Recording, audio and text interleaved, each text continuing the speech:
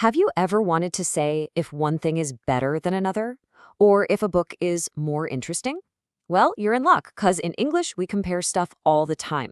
And in this explainer, we're going to break down the super simple rules so you can do it perfectly. Let's jump right in. All right, so here's our plan. We're going to kick things off by listening to a quick conversation. Then we'll get into the nitty-gritty of comparing two things and also how to pick out the absolute number one. And of course, we'll go over all the rules you need so you can start using this stuff right away.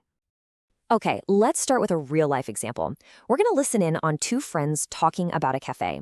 Now, as I read their conversation over the next few slides, I want you to listen really closely for the special words they use to compare things.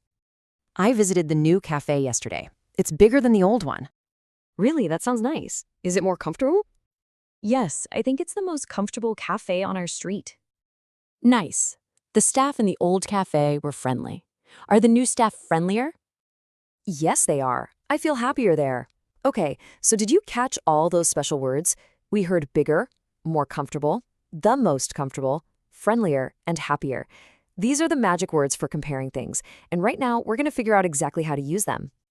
So, what was going on in that chat? Well, the friends were comparing just two things, right? The old cafe versus the new cafe. When we do this, it's called making a comparative. Let's take a closer look. Okay, so how does it actually work? I mean, what's the secret to changing a word like big or friendly when you're just comparing two things? This is the main thing to remember. We use comparatives when we're talking about just two things. That's it. And there's a huge clue word you'll almost always see, than. Think about it. This is bigger than that. He is taller than her. That little word than is your signal that a comparison is happening. But, what if you're not just comparing two things? What if you want to say that something is the absolute number one out of a whole bunch of things? How do you do that? That's where superlatives come in. We use these when we're picking the top one or bottom one from a group of three or more.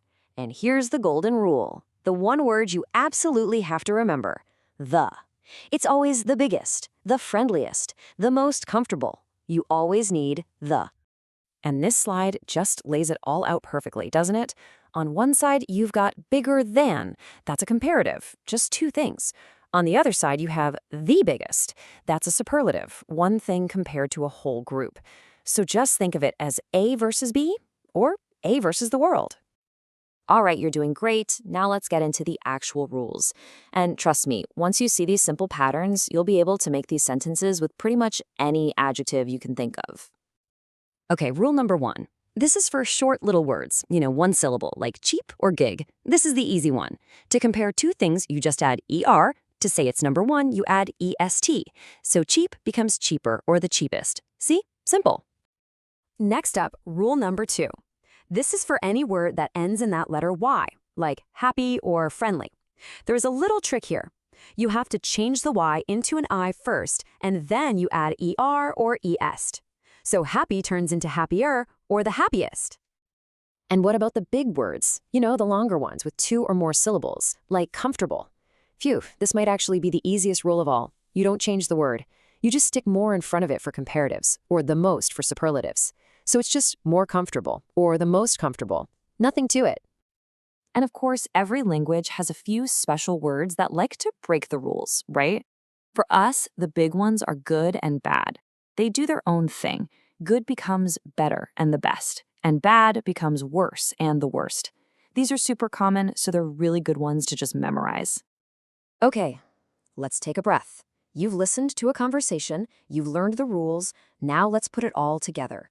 Let's see how you can use this to make your English conversations so much better. So let's do a quick recap of the structure. The big takeaway is this. If you're comparing two things, use the word than, taller than. If you're picking the number one from a group, use the word the tallest. Honestly, if you can just remember than for two things and the for the top one, you've basically nailed the most important part of this whole explainer. So, what's the most useful thing you picked up today?